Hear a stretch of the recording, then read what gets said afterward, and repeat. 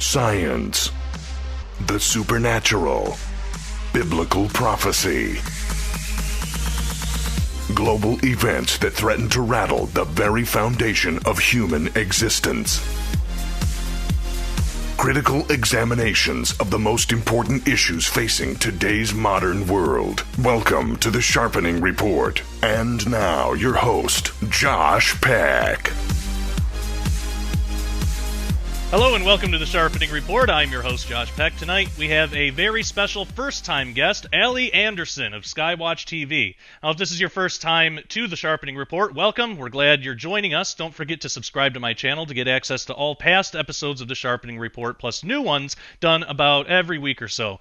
You'll find a lot of other videos on my channel relating to end times, prophecy, the Bible, quantum physics, geopolitics, and many other informative and fascinating topics. For those who do prefer the audio-only podcast version, we do still offer that through Blog Talk Radio and iTunes. You can go to sharpeningreport.com for more information. Also, if you are listening to the podcast now, all our podcast episodes are actually audio taken from video interviews. So if you want to watch the full video interviews, subscribe to youtube.com/JoshPeckDisclosure for full access to every episode of the Sharpening Report and more. All right, now that we got all that out of the way, I'd love to welcome Allie Anderson to the show. Allie, how are you doing? I'm good. Thanks for having me. Well, thanks for making the time to do this. I almost screwed up your name there. That would have been embarrassing. That's okay. Well, I'm glad that we finally had an opportunity to do this. For the audience, we've actually been trying to plan this for, I think, just about since I got here, for months. I remember at least April, I think. And yeah. Often I have to actually take the blame for that. I think I'm the one that keeps rescheduling on you, so... Well, I think at last count I've rescheduled on you just as many times, so okay. We're even. I didn't realize we were counting her. I would have made sure that worked out in my favor. I would have done a better job of that. But... Oh, I am always counting. Okay. Oh, I will remember that. Yeah, be well advised. Thanks for the warning. There's never a moment at work that I'm not counting. Wow. So for the audience, you know, we both do work at SkyWatch TV, so we work together, see each other every day, and Allie just submitted a chapter to the new book from Defender, When Once We Were a Nation. We'll get to that in a second. But for those who might not be familiar with you or your work, we do have a tradition on the Sharpening Report. Every first-time guest must give their testimony. So could you give us a rundown of your testimony, how you came to know Jesus, how that led to what you do today? Sure. I can do that. I'm probably going to abbreviate for the sake of time. Oh, that's totally fine. As Tom has taken to announcing lately, I am actually his daughter. Grew up a PK. Had the typical, oftentimes, I'm sad to say, but, the PK rebellion at about age 20, 25. Went through that. And during that time, I always remembered the principles that I had been raised with. But I turned my back on them for a while, and that was, like I said, in my early 20s. I hit bottom during that period of time, realized that, hey, what do you know? Mom and Dad were right all along, and found my way back to God through that period of time. And since then, I've just been trying to serve God, found a new level of closeness, a few years back when my daughter found a church that had been different than any than I had ever intended before, and just really found a church family that it's great, and it's a whole new level of serving God, which is amazing. So that's kind of where I'm at, as far as that goes. That's the super abbreviated version. Well, I think there's a lot of people that can relate to that. And you and I have talked. I've had my falling away too. I didn't grow up. Well, I grew up Christian, but I wasn't like a PK, preacher's or pastor's kid. I always get it mixed up. You know what? I think it's either or. Either or. Yeah. Well, I didn't grow up as one of those. My mom went to church, my dad didn't, and he was gone early on anyway. But my family was Christian, and so I grew up in that environment. But after when I was in my teens or so, I kind of fell away too. And then I had a similar experience, like, oh, hey, they actually did know what they were talking about. Right. Who knew? Yeah. Exactly. And so since then, God's been working in my life to bring me here, and it's interesting how paths can cross and all that. I got to ask because I know my audience will probably want to know what since Tom's already spilled the beans on all of his kids being here. All right. What was it like having Tom as a dad growing up? Um, and I'm not just saying this, he was a very, very, very loving dad, very supportive, and still is. He's very kind, and he was always one that you could go to with a question, and he would give advice, and his advice was always sound. It turns out. I found out as I got older, right? But no, he and my mom both very loving, very supportive parents. Early on when they had all the same starting out struggles that people have when you're trying to build a home and furnish a home and all of these things when young parents starting out. And at the time I didn't even always see the sacrifices that they were making, because when you're a kid you don't see things that way. You just know what you know and what's sitting right in front of you. It seems normal. But looking back as a parent now, I can see all the little sacrifices that they were making all along the way, trying to give us a good life, trying to be supportive. They were really good parents. They really were, and they still are. That's amazing, and and you're right. I mean, it does shine through even today, even with there's a lot of people that work here, even people like myself and Christina who aren't biological children of Nita and Tom. They, it feels like they've really taken us in, and it feels like this has been like all one big family. And I love being in an environment like that. So, yeah, that's amazing. I don't think anyone would doubt that. Tom was a really loving and great father, like you said. When I know recently you helped your mom Nita put together a book. What was the story behind that, and did that bring up anything that you had forgotten about, or that was interesting, or how was that? What was that experience like? It was a lot of fun. It was a lot of remembering and reminiscing, collaborating, searching through family pictures, and there was some technical work behind it as well. Times when we would need to actually figure out how do we say this story in the most concise way, because as memories often do, they can pigtail, and you can end up with something you meant to say in 4 paragraphs that's now 5 pages. So there was a lot of abbreviating. She has things that she will probably say that go even beyond what she said in that book that she will then probably say in another book, but that's a deeper story. With maybe even darker undertones, and that will be told at another time, probably someday. But for now, this is what she chose to share, and but it was neat because we got to, like I said, kind of go down memory lane, a lot of pictures and a lot of remembering childhood stories, remembering things that she told us when we were kids, and she would retell it in her book, and it was a fun project to be involved in, to be honest with you. So I had a good time with it. That's awesome, and I know a lot of people have really enjoyed it and have been able to relate to a lot of Nita's stories. Because I mean, we're getting emails in all the time about it. So I mean, that's fantastic. I'd say it's a success. Another book that's coming out. You recently wrote a chapter for the about the importance of parenting and mentorship in the new book, When Once We Were a Nation, from Defender Publishing. How did teenagers behave in previous generations as compared today? Because I know that really sets the whole undertone of this entire discussion. What were the differences from back when things were good and now? Well, there's always been a certain amount of rebellion within that age. It's part of the maturity that comes with growing through that age of time. But if you turn the clock back 80, 100 years, you had a generation of people who were making plans, who were figuring what comes next, and they were making calculated moves for the large part of the population toward achieving those goals.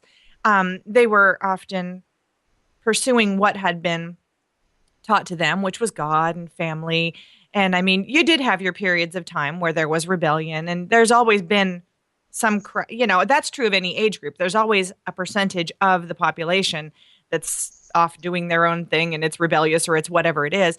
But you had people who were being, again, like I said a minute ago, taught, mentored, God, family, country. These things were important values that had been instilled in kids. And because of that, over a large part of the population, they were making calculated moves toward being an active part of those goals. And, it's just a little different now. There's a whole lot of, there's a lot of that age group that is left more to their own devices than previous generations. And that has been escalating over the last few generations, especially. And also this, continually growing, I'm trying to think of how to say this, attitude of, live in the moment, do what feels good. You only have today. And it is true that we only have today, but you need to think about tomorrow and be an active part of making sure your future is going in a good direction, and we just have a whole lot of people who aren't counting the cost of their actions. And it perpetuates into a whole bunch of different problems. So that makes a lot of sense. And I like what you said, it's true we only have today, but we might have tomorrow. So. Right, exactly. Please plan just in case you do have tomorrow.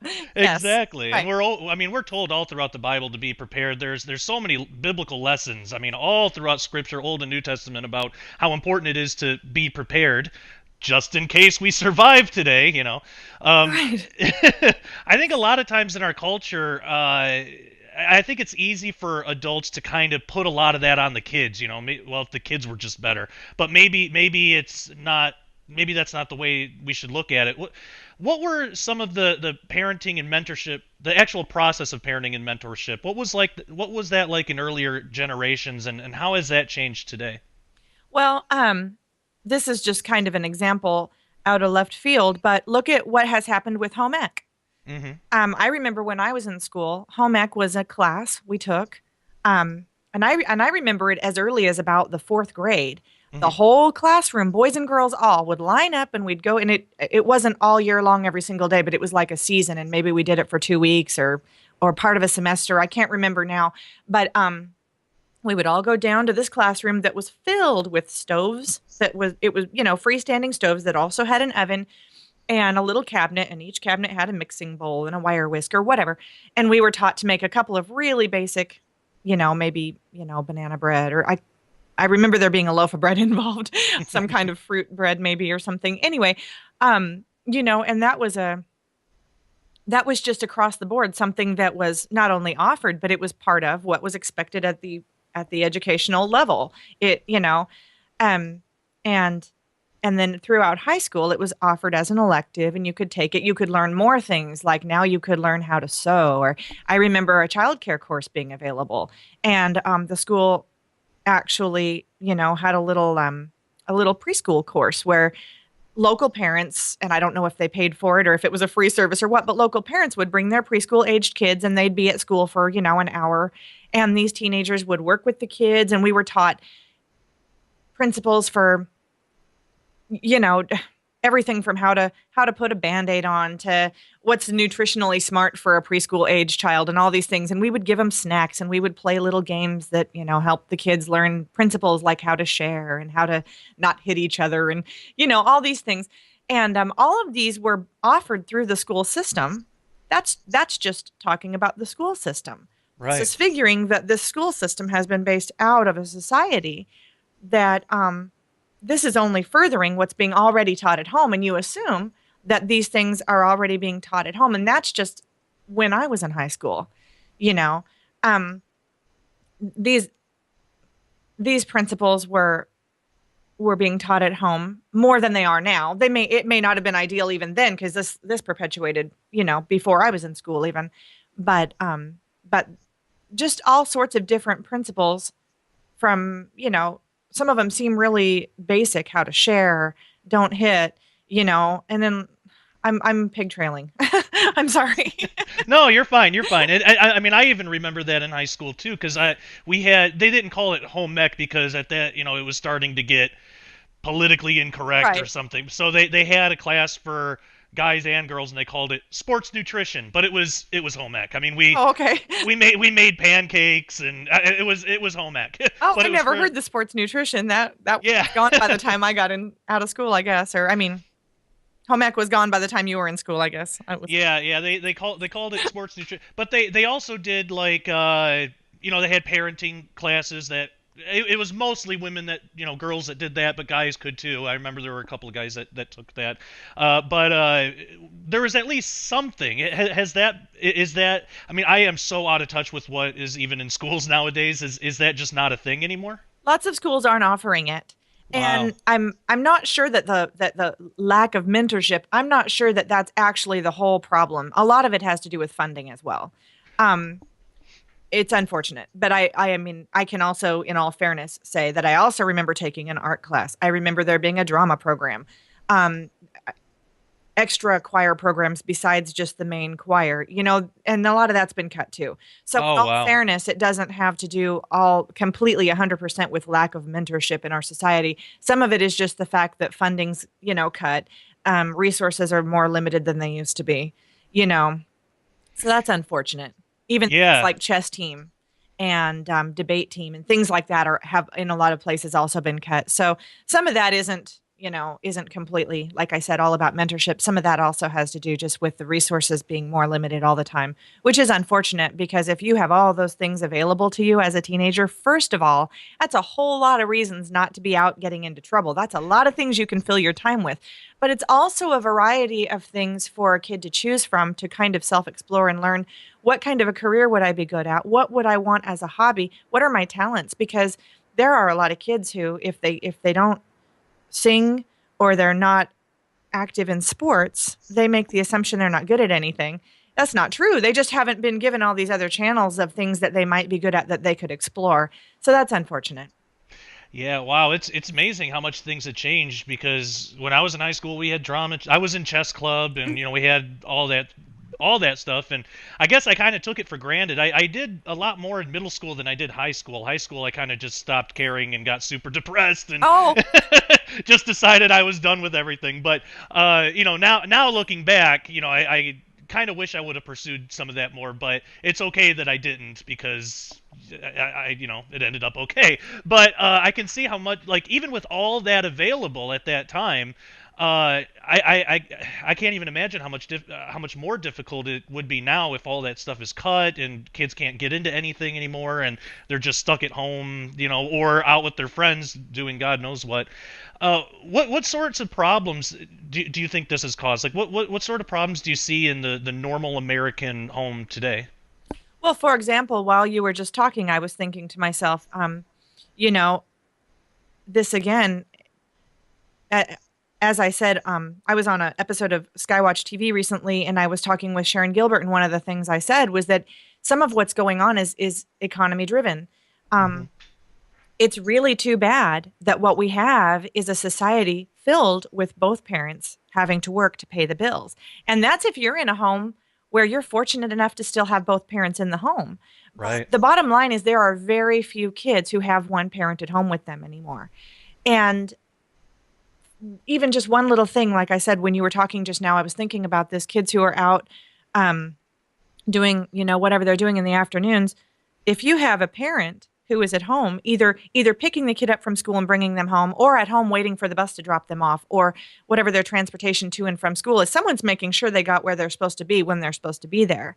A lot of kids now are either riding the bus home and then, there they are with a key letting themselves in, or they are walking from school to wherever. And if nobody's at home waiting for their arrival or picking them up, that's just one small way that these kids have some amount of unaccountable time in the afternoons, and you just don't know what they're getting into. And that doesn't even mean that every kid's out there looking for trouble. But if you're not making sure your kid is where they're supposed to be when they're supposed to be there, someone else is making sure their agenda is being impressed on them. I mean, you have to, every moment of their time, they're impressionable. If you're there watching, then that's great. If you're in a position where you can't be there watching, someone else might be coaching them, grooming them, putting their agenda into their mind. I mean, there's a whole different There are a lot of different ways that can be happening, but and it's not always that the parent is not trying to keep dibs on or tabs on where their child is. It's that if you're working 40 hours a week or more than that, you know, and you work until 6 and your kid's out of school at 2:50, there's 3 hours per day that someone else can be claiming that time with your child. And man, can you claim 3 hours every evening with your child? I hope that you can, but maybe you can't. And that's where making the most of what time you do have is really important. You know, that's kind of the gist of what I was trying to say in that chapter that I wrote. Yeah, that makes a lot of sense too, and this actually this kind of touches on a really important subject because the whole I don't want to say popularity because that sort of insinuates that it's like a positive thing, and you know, but it's not necessarily. I was brought up in a single parent home basically. You know, my dad was around until I was like 8 or 9, but even then he wasn't really, and it was a mess. And my mom had to try to work and deal with me, and it was a struggle for her. And you know, she was battling some other things as well. And so I mean, it's incredibly difficult. And there's a lot. It seems like the amount of single parent households are just dramatically increasing over time, and that's not to say that it's the parents' fault or anything. You know, I mean, I think a lot of it is just cultural and just the society we live in kind of perpetuates that. But how important is it that the father figure of the home is there, and what kinds of problems could occur in a child's life without some type of fatherly role model? Well, the list is very long, and unfortunately, well, fortunately for those who have a really good father figure, and unfortunately for those who don't, the way that the brain's architecture works, and I'm definitely not a scientist, so I'm going to tell you this is based on the research I've done. This is based on research. The way that and often this is pretty much set in stone often by the time a person's about 3 years old. So this is really important, really early on, that the male figure, when it is loving and supportive, the child picks these up as parameters for a loving relationship. Unfortunately, if that's missing, or if it's not loving, or if it's a dysfunctional, not constructive relationship, the child also picks that up as this is what's loving. So if you have, a father figure who is abusive in some way, this becomes in that child's mind how you show love. And that's dangerous, and that's a pattern that perpetuates itself into future generations, because then you have someone who possibly could end up with the same characteristics, and then they have children, and now a whole new generation is being taught this is what love is, to be, verbally abused, or whatever other type of thing that's going on. A positive and supportive father figure, well, look at us. God the Father shows us what ultimate love is, what grace and forgiveness, all these wonderful things that we don't deserve by our own rights. We certainly don't earn them. We certainly don't deserve them, but we're given those wonderful godly gifts and opportunities of forgiveness and grace, and the opportunity to heal and move forward and have a good life. All these things are given to us by grace of God the Father, by his ultimate love. And so when you look at an earthly father, we learn so much by our fathers. We're given love, and we're taught what love is by our fathers.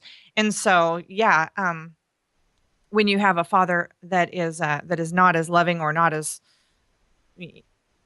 constructive of a relationship, that's just in our nature to put a lot of trying to think of the right word here, to put a lot of clout and a lot of stake in our relationship with our Father, because God the Father made us in his image, and that's our relationship to a fatherly figure in general as human beings.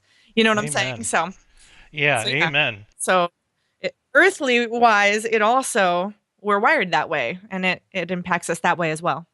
Yeah, that makes a lot of sense, especially when we think about generational curses. And I've seen a lot of posts and different things about that, people trying to interpret that. The way that I look at it, I don't really see it as like God's punishing our children for things that we're doing. If I mean, it would be like if I was just a total drunk and then God was like, Josh, I'm gonna punish your kids for this thing that you're doing. Why? How is that gonna? What's that gonna? That's just gonna make me want to drink more, probably. but but what I think the whole generational curses thing actually is more of what you talked about. It's more of a warning, like we're like God saying to us, guys, you're wired this way. If you do this, chances are, just because this is how you're wired, your kids are going to do it too. And so that makes a lot of sense with the more that's increasing, the more degradation we're having in America, and especially in the home. So I totally agree with you there. So that's the father role. What about the mother role in the family? Why is that role vital for properly functioning family and our culture, and really, even in earlier generations? Well, as we talked about the father role being important, if you look at it biblically, men are biblically ordained to be more of a leader of the family. Mm-hmm. Women are biblically ordained to be more the nurturer. The Bible instructs women to support their husbands, and to nurture their children, to teach their children godly ways. And in Proverbs, it talks a lot about things that are not even about necessarily teaching your children spiritual things. It talks about a virtuous woman as being someone, who knows how to be responsible with the family's money, and teaches things like that even. So there's a mentorship alignment for how God ordained the family structure to be, and it needs both parents. The father, we are wired toward the father to be, as we discussed already, where a lot of the boundaries for relationships and love and things like that come in. Then we are wired for the mother to teach us a lot of these other secondary things, like how to care for a household, how to support and love and be nurtured, a lot of that sort of thing, And with both of those roles in the household, there's balance. There's somebody kind of forging ahead and doing what needs to be done, and creating a foundation for the family, and then there's somebody kind of there also that's reinforcing all of that with biblical points of view, who's available, So that's the importance of a mother role, and in practical ways, you can kind of see it too, and women are more oftentimes wired to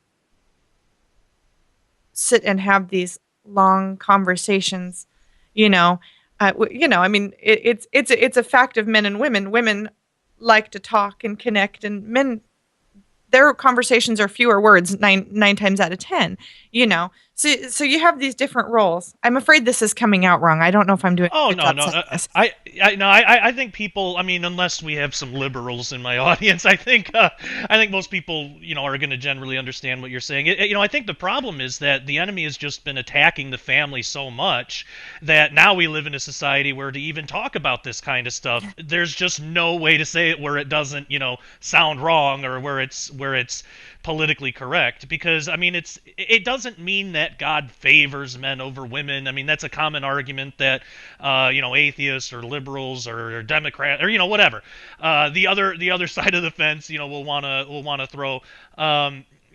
God doesn't favor men over women. There's just different jobs for different people. And I mean, it's even on an individual basis, because God even says some people are a hand, some people are a foot, and that even goes beyond gender. So it's just different people have different jobs, different people have different strengths, different weaknesses, and I mean, there have been all throughout the Bible, there's been great women leaders, so it's not like it's not like God can't use a woman to lead something or to do something amazing. That's all throughout Scripture. So it's just a society that we live in. It's so easy to talk about this stuff and have people take it all wrong or get really easily offended. But I've said it in a lot of other episodes. It wouldn't be the Sharpening Report without some controversy. So well.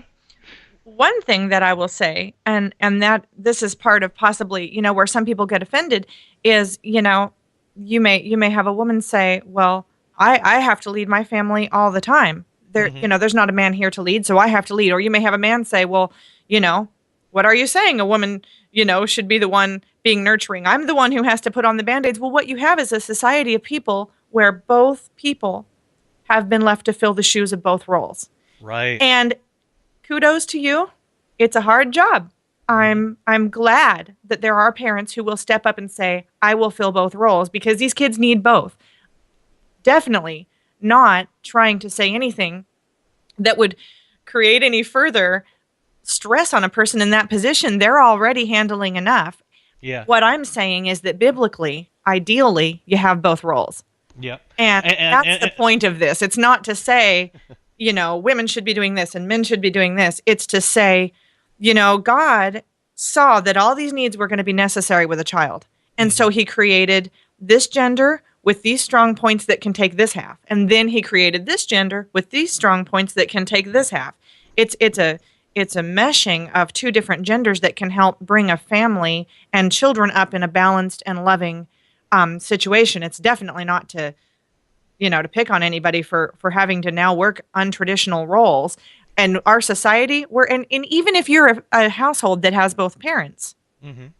because of the way the economy has driven the family and the way that the family, all of us have had to just adapt. Right. So I'm definitely not an advocator of, well, this is women's work and this is men's work, because I feel like we've all just had to jump in and do whatever's sitting in front of us that needs to be done. Especially when there's a life of a child in the balance that needs to be brought up in a loving and balanced situation. I know that you probably don't go home and say, well, I'm not cooking dinner because Christina's working till 10. I mean, if the kids need to eat, they need to eat, I mean, it's not men's work or women's work to fix dinner. It's whichever parent is in the house right now.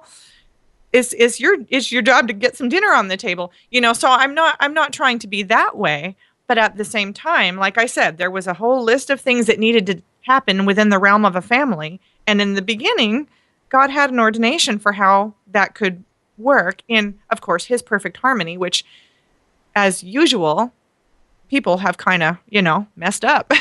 Yeah. So, Well, of course, I mean, and it's a consequence of living in a fallen world, and we have this horrible spiritual enemy that has nothing better to do than to ruin our families and right. bring about and that I always go back to Ephesians 6:12, which talks about that. Our enemy isn't flesh and blood; it's a spiritual enemy. That's another Peck paraphrase. That's not exactly what it said, but it's not a word for word quote, but it's basically that. The problem, it's a spiritual problem, and we have to suffer the consequences. Now, of course, there are things that we can do to make it better or worse, and that depends on on the individual, but a lot of it's just the society that we live in. If a family is lacking a mother or father, what can be done about that? I mean, is there a way for a substitute? What should a single father or a single mother? What can they do to give their children the best chance possible to make it? well, I'm certainly not a licensed counselor or a licensed psychiatrist or anything like that.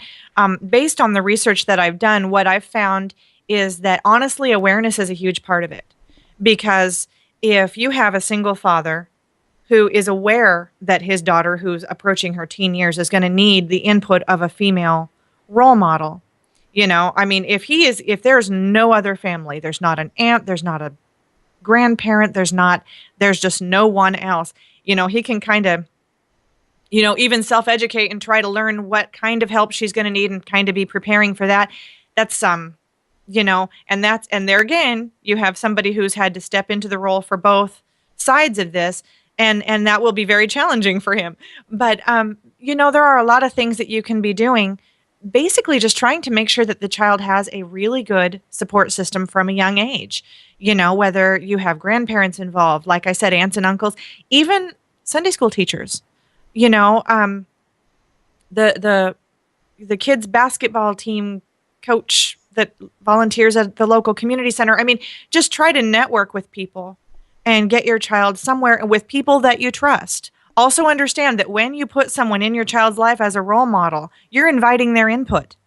So also being very careful and really scrutinize the type of input, the type of principles this person that you might bring into their life as a role model, what they might have to say to your child over the years. But, just making sure that they have a good support system. And that part of that just comes with trying to be a really involved parent and trying to be there for your child, That makes a lot of sense. And when I was growing up, I didn't really have a dad, but my grandfather kind of filled that role. And whenever my dad was supposed to, he had visitation rights, but he never wanted to deal with it. So every other weekend, he'd blow me off to go to a party or something. But my grandpa would always come over and pick me up, and I would spend a lot of time with him. So at least there was something. And then from my grandpa, that and my mom too, but a lot from my grandparents. That's where I got a lot of the church life and lessons from the Bible and just how to be a person in the world biblically. Right, yeah. And so I mean that it a relatively small thing, every other weekend. For a couple hours can make a huge difference in somebody's life. So I totally agree with you there, and I'm walking proof that actually works. Now, another area that you touched on, and I'm glad you did, because this was something that I wrote about in my chapter a little bit too, was the role of technology. What role has technology played in modern day parenting? Well, it's technology is great. You and I sitting here, we're having this conversation. We'd be hypocritical to sit here and say, well, technology is a big fat drag, but and there are some really great things about technology. Obviously, this is a conversation that could go on for a really long time. Medical industry has done a lot, and there's a lot of good things about it, but it is also something to be aware of. If you the thing that I said in the chapter, and this is true, you have a child at home and you're at home with them and you're cooking dinner and you're helping them with their homework and you're doing all the things that seem obvious that you can do to be a supportive parent, and that's great. But if you are in the other room, and I'm not saying hover over your children 24/7 because that might push them away too. It's tricky. But they're in the other room the minute they're online. It's basically like they're in the middle of a city by themselves. There are strangers everywhere. There are people everywhere that do or don't have an agenda, and depending on what your child is doing online, if they're chatting, if they're online gaming, there are a lot, and even if they're just watching, YouTube or something, that's a constant feed of someone else's input being put, and that's similar with TV as well. But the difference with the TV and the online is that the online can be two-way, and now they're engaged in a conversation, and all those things that they, either didn't know about that they're getting ready to find out about, or questions they might be afraid to ask the parent for different reasons. Kids sometimes are afraid to ask their parents things for whatever reason. That's where it's really nice to have an aunt or an uncle or someone like that they feel they can go to, that you trust, so that if there's something they don't want to talk to you about, they've got someone that they can talk to, whose input that you trust. And that's something that starts earlier when they're younger. But if they're online and there's a question they want to ask, and it's very safe, it seems, because there's a stranger, completely anonymous. I don't have to face this person. This person doesn't know who I am or where to find me or how to tell my mom what's on my mind or all these different things. It can then become this opportunity for a complete stranger to start plugging information into your child's head. And that can be anything from a predatory situation where they are actually maybe trying to individually, specifically lure your child, or just, I really believe in this agenda, and I'm going to get it out to as many young people as I can. So that can be dangerous in a lot of different ways. It can be the kind of thing where there's a specific individual, like Opal Singleton talked about, right? Where they're specifically looking for individual children that they can, get get them to meet them in person, or there are things like that. Or like I said, it can be a person with just a blanket agenda that they're just trying to get the word out, and that could be a person with good intentions who's been deceived and believes something that isn't true. And if and when they figure out that what they believed wasn't true, who knows how many, and then because of the anonymity, they can't even go back and say, hey, I was wrong. It's just, wow, I don't know how many thousands of times I've shared this agenda. It can be a very dangerous thing. It can also be good for a lot of things too. I mean, you just got to keep an eye on what's going on and keep an eye on it. Yeah, that makes a lot of sense. And I can even think back to, when I fell away from the church, I got really into New Age stuff. That became such a part of who I was at that time. And I had access to the internet, so of course I was posting about it. And I luckily back then I had zero, no one knew who I was, so I'm really thankful for that. But I every now and then when I remember that, I pray and ask God that if I inadvertently led anyone astray, please bring them back, because I really screwed up. So and that's a really good point, because of the just being anonymous online. I would have no way to. I wouldn't even remember, who I talked to or what things might have reached out. One Facebook post can go God knows where. So that makes a lot of sense. Something else that has been a problem in our culture, and I think, well, let me ask it this way: how has our modern culture contributed to the degradation of the American family, such as with things like gender confusion? I know that's a big deal right now too. Well, I think that what you have is, obviously, as we already said, God ordained a certain chemistry for the family, and as usual, we messed with it. So that's the beginning of where that went wrong. But as it perpetuates, and I talked about this a little bit in my chapter, where, for example, speaking of the single parenting situation, the divorce rate really escalated between the 50s and the 80s. And during that period of time, that was really when you saw an increase in families that were producing single parent homes. Then what you have are those people who now, most of them are my age, okay? They are now parenting the current generation. And so anything they were missing, what they went through seemed normal because there was so much of it happening. And so anything that they were missing, they may not even realize they were missing because it seemed normal. It's not like you can look around and put your finger on it if it's missing everywhere. And so now a lot of them are doing the very best they can raising their own children. And no, I don't think very many people have children intending to be a single parent. I think maybe a few, but most people have children thinking it's going to be a whole lot different than it turns out to be. And so what you have then is them doing the best with now what they've got.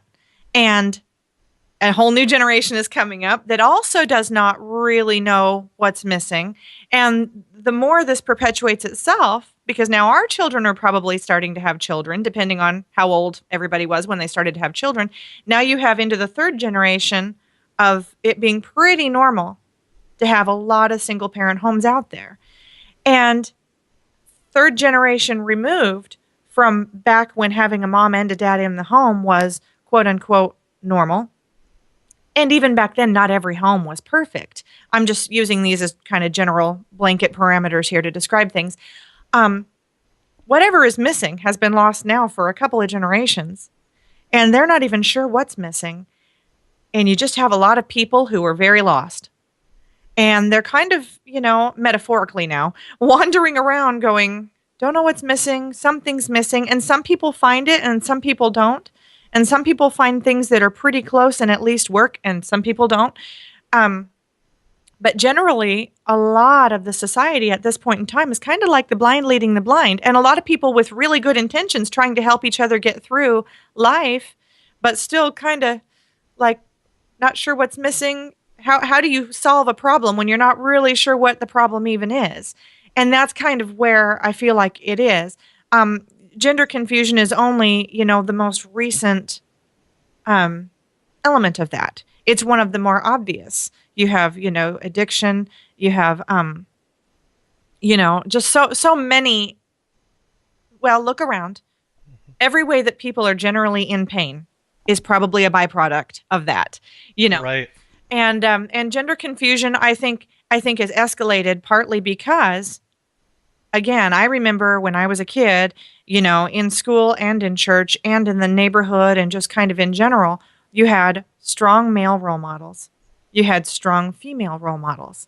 And this is not because what we wanted to do was be politically incorrect or divide people by gender, but you had men who took boys out and taught them, this is how you survive in the woods, and this is how you can, this is how you fix a piece of furniture, or all these things, and they might have picked things that seemed manly, and that's politically incorrect now to say, well, only a man can fix a car. That's not what I'm saying. What I'm saying is that through these simple tasks of this is how you build a fire, this is how you pitch a tent, girls can do that too. There's nothing wrong with it. But the point is, they were also learning from a man characteristics of behaving like a man, how to handle problems, how to problem solve, how to work through, here's this problem, here's step one of identifying the problem, here's how we fix it. And the man's brain operates differently in that situation than a woman's does. Our reactions are different. Our problem-solving approaches are different. And by boys having male role models, yeah, they might have been learning how to do some job that we're guys, we're gonna go, like I said, go camping or do whatever. But the point was that they were learning the male, the process of how a man's mind worked and learning how to work through those steps. And likewise, the girls were, okay, we're going to learn how to, sew an apron, or we're going to learn how to do. I remember sitting in quilting circles when I was like 10 years old with a whole bunch of women in our church. And they were quilting, but there was a whole lot going on in that room that had nothing to do with making a quilt. It was me sitting there and just, I remember listening a lot. I don't remember doing a whole lot of talking in these sessions, but I remember that you have the young moms come in. And inevitably, someone had a 2-year-old that would pitch a fit before it was over. And then you have the older women that were there. And, this young mom would be saying, I just don't know what to do sometimes when he does this. And then the older women would say, well, when mine was that age. And now you have this whole level of things happening that's got nothing to do with sewing this quilt. It's not about dividing the work and saying this is men's work, this is women's work. If you're a girl, you need to do this. If you're a guy, you have to stick to these roles and functions. It was about having somebody further progressed in life than you are, showing you how to kind of roadmap and work through where you are, and that gender development, the nurturing roles were happening in the room with the women. And so that I feel like has contributed to gender confusion. There's a whole lot of other stuff, and I'm probably not even qualified to get into all of that, and I'm not going to argue all of that, but I do feel like that has not helped at all with that kind of confusion, because I don't think that our children today are being given as much time as they need, And Yeah. that's the scary thing, is that someone is willing to give your child that kind of time, So Yeah, very very true, and that it really does make a lot of sense. What do you think ultimately for all these problems? Ultimately, what's the answer? Is there any hope? What's the ultimate answer for all this? Well, first of all, is there any hope? I feel like anytime somebody asks that question, they need to reread 2 Corinthians, because 2 Corinthians is all about starting over, having second chances in life. And people always say second chances, but then they pluralize the word chances, which actually means third chance, fourth chance. God, anytime you are willing to try to turn your life in the right direction, God is willing to take you and help you turn it in the right direction. God, man, It's amazing. And I'm taken aback by our chances to start over again and again and again. He is so merciful. And I'm thankful for that. And I'm a product of that. Let me tell you. I really abbreviated my testimony a lot. Um, that being said, there's always hope. There's always hope. The world is still turning. We're still breathing. There is always hope. God put that in his plan. That being said, if you want a concrete answer to that specific question, I feel like what we have to do is try to focus on what did God originally ordain for the family and how can we get back to it. And if you're a single parent, that doesn't mean race out and find someone else to be the other parent. That might not be what that is, but figure out, what elements, if you had a second person in that home, what elements might be missing, and, try to be that for your children, or, involve, if you've got a family that you can, trust and are supportive, involve them. One thing that I would say, and this is generally across the board, isolation is very dangerous. What this comes down to is having a strong network of support of both genders for children to grow up in. And it's kind of like that old phrase, it takes a village, having a network of support. Don't be isolated, and don't let your children be isolated, because when they're isolated, they're going to start looking for support and love. And like I said, if you're not there, or someone you trust is not there, they're going to find it, and someone's out there willing to give it. Isolation is very dangerous. And it's Satan's trick. He isolates you. He can keep you isolated by the lies in your head. You don't deserve this, or if people only knew, they'd never talk to you, or just there's a whole bunch of different lies that will keep you isolated. There is support out there. It's hard to find. You have to look really hard for it sometimes. Some people say, well, I can't go to church because, church has hurt me. And it's probably true. There are people in church who aren't nice. Keep looking. Don't give up. Even if you don't have family nearby and you've moved, maybe to a city far away from your family or from friends to take a job, great. Look for a church. And if you go to one and they're mean, go to another one. Keep trying. Because if nothing else, you can find a church family that's supportive, but just don't isolate yourself. And read 2 Corinthians over and over and over. Amen.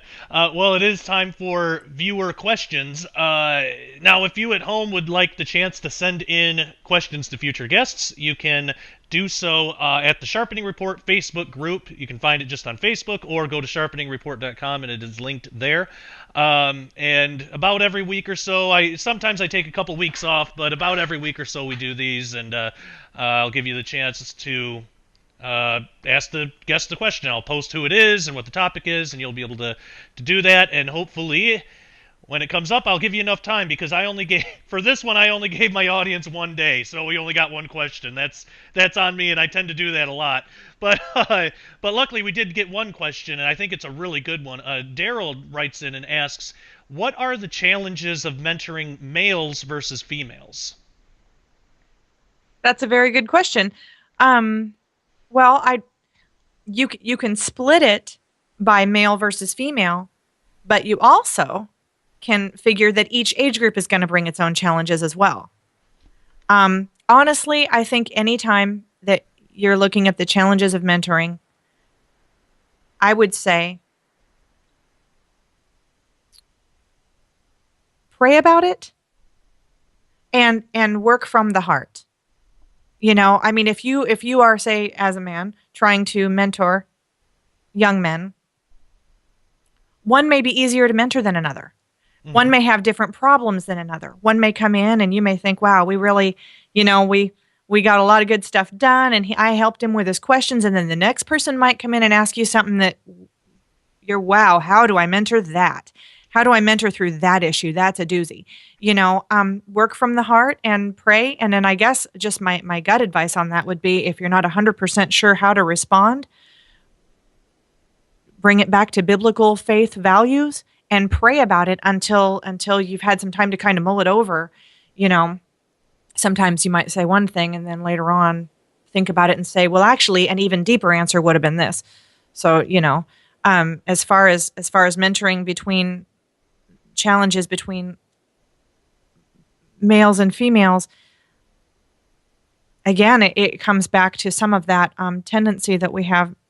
Males, they tend to be natural leaders very often, and sometimes females are. But I would say that as a female trying to mentor other females, I see a lot of young girls who are very willing to follow the crowd.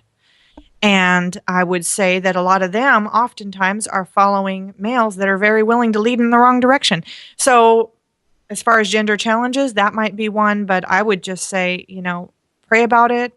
And even the different age groups are going to bring in their own issues. Just keep it in prayer and pray for everybody that you mentor. Absolutely. Amen. Well, that is the end of the viewer questions. So again, if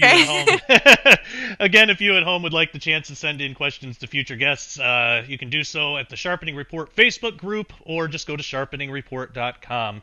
Now, I know that you've had a hand in a lot of different projects with Defender Publishing and SkyWatch TV. If people want to find out more of what you're involved in, or maybe read some of your other work, where can they go? What do you have out there? Well, my job in this company has been previously more behind the scenes, and I'm starting to get more opportunities to speak and write and do things like that. So that's been really exciting. There are things upcoming. If you keep an eye on SkyWatch TV, I'll be doing a one-on-one with Sharon before too long, and we'll talk about a little bit on that. I'm writing some articles for the SkyWatch magazine, and I'm looking forward to future upcoming book projects. So at this point in time, I would say just as you watch SkyWatch TV, you will probably see me again, and I look forward to it. This has been an exciting chapter in my life to be able to be more involved in things like this, and also I thank you for having me on your Sharpening Report as well. Oh, sure, anytime. This has been a lot of fun. If you had to wrap everything that we talked about into a final thought, what would you want the audience most to take away from this episode? Well, I would say that we are called to be missionaries where we are.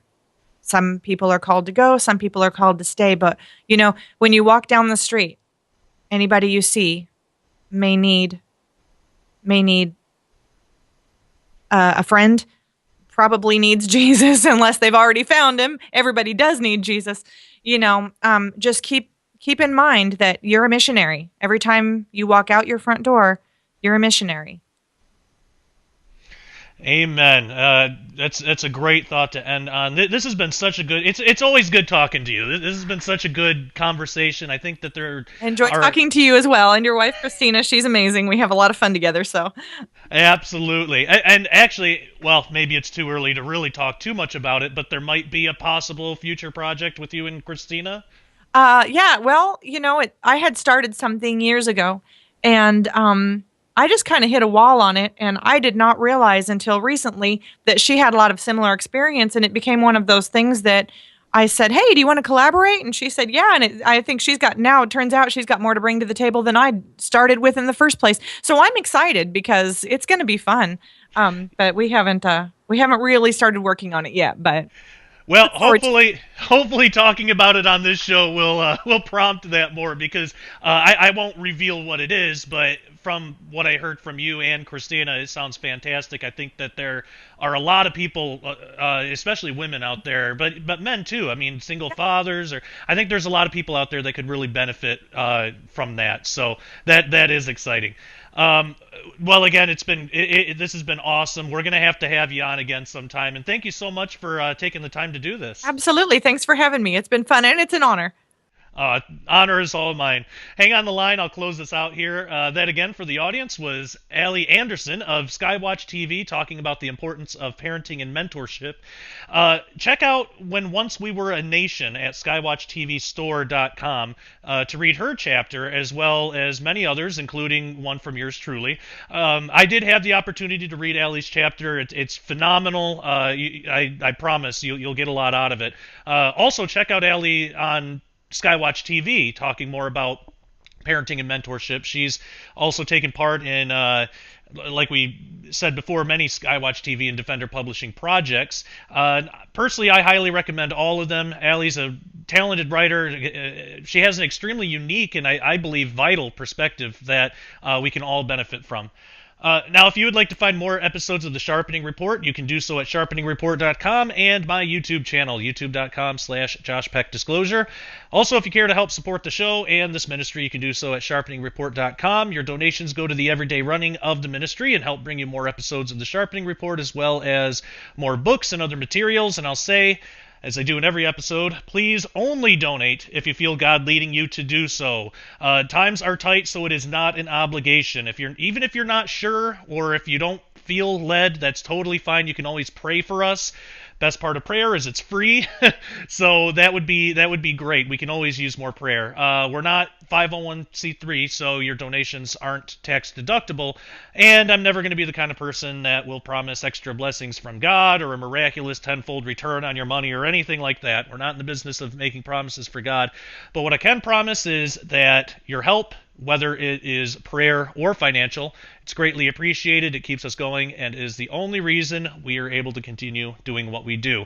So all that being said, we are all out of time, and I want to thank you all so much for tuning into the Sharpening Report yet again. I am your host, Josh Peck, and as always, take care and God bless. America isn't the same country that we grew up in, but it's hard to get back what we've forgotten we had.